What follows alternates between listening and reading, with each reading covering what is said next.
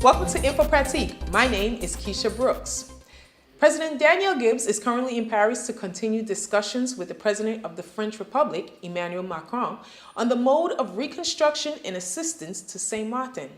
You can stay tuned at a later date to our Facebook page for an update on his visit.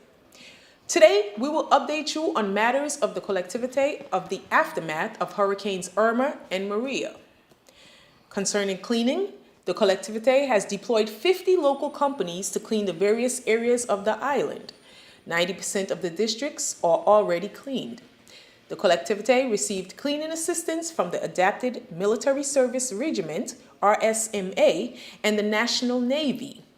Naval resources were also used to demolish public buildings that were destroyed in the wake of the hurricanes.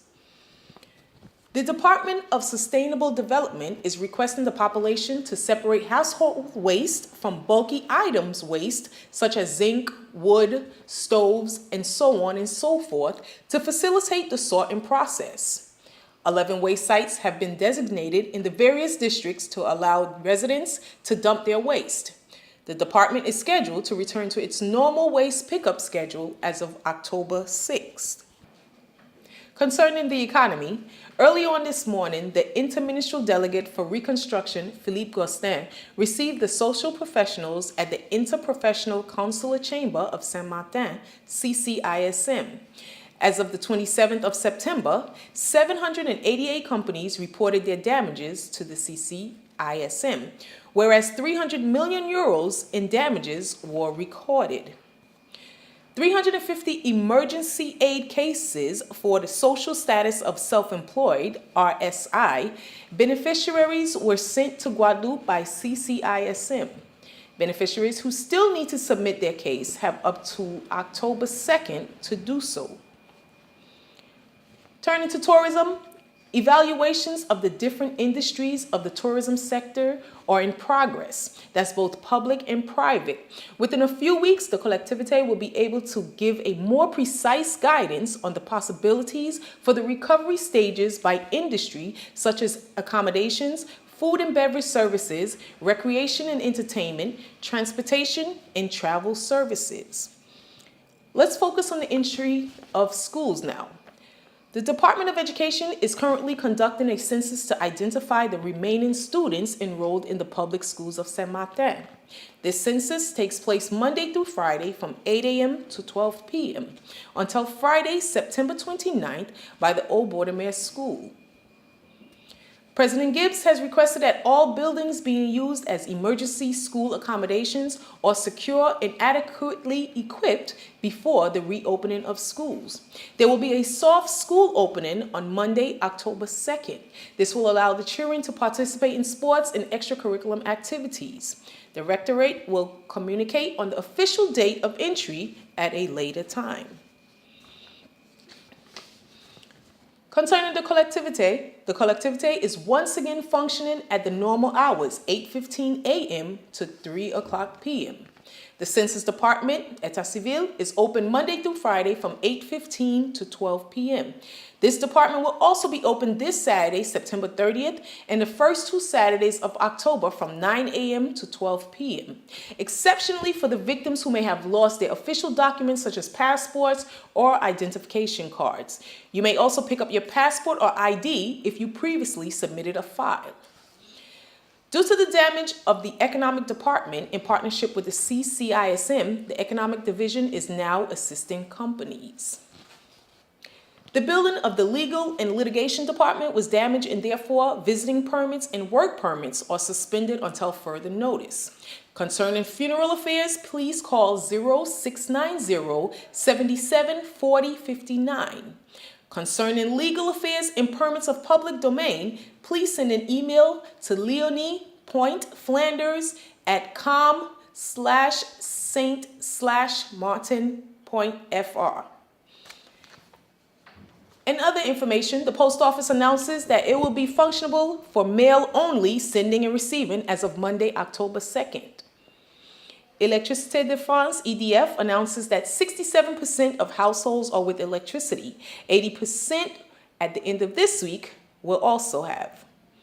Concerning the water production, it is in operation in certain areas and a rescue plant has been installed. Concerning the water company, they continue to work diligently on the distribution network. To date, 45% of households have water. It will take several days for the remaining to receive. Since Sunday, the 24th of September, 13 water distribution points are currently open in various neighborhoods. The distribution of food continues at the 6 usual points until the end of this week from 8:30 to 1. That's Sandy Grown Basketball Court, Jean-Louis Vanterpool Stadium, the sports field in Arambo, the basketball court in Grand Cause, Colsac Meeting Residence Place, and the Marketplace in French Quarter. Please take note that as of September 30th, water and food distribution will be reserved exclusively for families in critical situations identified by the Collectivité Department of Solidarity and Family. And last but not least, concerning the circulation of the island, both governments, Saint Martin and Saint Martin, have jointly agreed to continue the curfew from 9 p.m. to 6 a.m. until Monday, October 2nd. Please note that Saint Martin is a restriction and not a curfew. Stay tuned where my colleague Steve Brookson will now bring you this information in French. My name is Keisha Brooks. Stay tuned.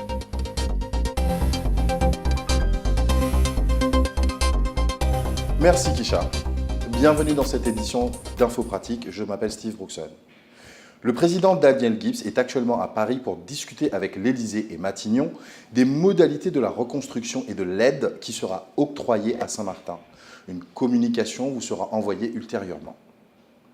Concernant le nettoyage, la collectivité avance sur les nettoyages de l'île. 50 entreprises locales sont mobilisées sur ces travaux. 90% des axes sont nettoyés. La collectivité est aidée par le RSMA et la Marine nationale grâce au bâtiment Le Tonnerre pour le déblaiement. Les moyens de la Marine pourront être utilisés pour la démolition des bâtiments publics irrécupérables. 11 sites de dépôt de déchets ont été désignés sur le territoire pour permettre aux résidents de déposer leurs déchets. L'objectif du pôle durable, un retour au fonctionnement normal de la collecte de déchets et encombrants à compter du 6 octobre. Il est demandé à la population de séparer les ordures ménagères des encombrants pour faciliter le travail de ramassage. Et bien sûr, mettez les ordures ménagères dans les bennes. Maintenant, parlons d'économie. Le délégué interministériel en charge de la reconstruction, M. Philippe Gustin, recevra les socioprofessionnels de Saint-Martin à la CCISM le vendredi 29 septembre à 10h. À ce jour, au vendredi 29 septembre, 788 entreprises ont signalé leurs dégâts à la CCISM, soit 300 millions d'euros de dégâts recensés. 350 dossiers d'aide d'urgence pour les bénéficiaires du RSI ont été envoyés en Guadeloupe par la CCISM. Les bénéficiaires du RSI qui n'ont pas encore fait ces démarches ont jusqu'au 2 octobre pour le faire. Tourisme. Les évaluations des différents secteurs d'activité touristique sont en cours, privés comme publics. La collectivité pourra donner des indications plus précises d'ici quelques semaines, d'ici donc le courant du mois de novembre, sur les possibilités de reprise par ce secteur d'activité, c'est-à-dire restaurants, guest house, hôtels, location de villas, commerce, etc. Maintenant, parlons de la rentrée des classes. La rentrée scolaire s'organise. Le pôle humain recense actuellement les élèves qui souhaitent faire leur rentrée à Saint-Martin. Ce recensement a lieu de 8h à midi jusqu'au vendredi 29 septembre à l'ancienne école bord de mer. Le président Daniel Gibbs a souhaité que les bâtiments ou hébergements d'urgence qui accueilleront les élèves soient sécurisés et équipés comme il se doit avant d'effectuer la rentrée scolaire. En ce qui concerne la rentrée scolaire, une rentrée progressive se fera à partir du lundi 2 octobre, puis le rectorat communiquera la date de la rentrée. Maintenant, parlons de l'administration territoriale. Elle a été relancée. Une première tranche dès le lundi 18 septembre, une deuxième tranche le lundi 25 septembre avec un retour normal progressif. Une permanence de l'état civil a lieu tous les jours de 8h à midi du lundi au vendredi. Cette même permanence de l'état civil sera ouverte exclusivement pour les sinistrés le samedi, c'est-à-dire le samedi 30 septembre, et les 2 premiers samedis d'octobre à l'hôtel de la collectivité de 9h à midi. Cette permanence viendra en aide aux sinistrés qui souhaitent refaire leurs documents officiels, c'est-à-dire leur carte d'identité, leur passeport ou actes divers. Le pôle social et familial recense toutes les personnes en difficulté, problèmes d'hébergement, déclaration de sinistre pour les non-assurés. Le pôle développement humain, comme on vous l'a dit tout à l'heure, recense les élèves pour la rentrée des classes. Le pôle développement durable travaille sur l'état des lieux des bâtiments publics. Le pôle lui-même a été sinistré. Le pôle économique lui-même aussi a été sinistré. Et donc, c'est la cellule économique qui a pris le relais pour l'information et l'aide aux entreprises en partenariat avec la CCISM. En infos diverses, la Poste annonce qu'elle sera en mesure de réceptionner et d'envoyer le courrier à partir du lundi 2 octobre dans le cadre d'une distribution d'urgence dont elle communiquera les modalités. Maintenant, parlons d'EDF. EDF annonce que 67% des foyers sont alimentés en électricité. Ils seront à 80% d'ici la fin de la semaine. Quant à la production d'eau, elle est de nouveau opérationnelle grâce à l'usine UDEM. Cette usine a eu une usine de secours qui a été installée. La Générale des Eaux poursuit la remise en eau du réseau de distribution. Ce travail se fait progressivement pour éviter les fuites et pertes d'eau. À ce jour, 45% des foyers sont alimentés.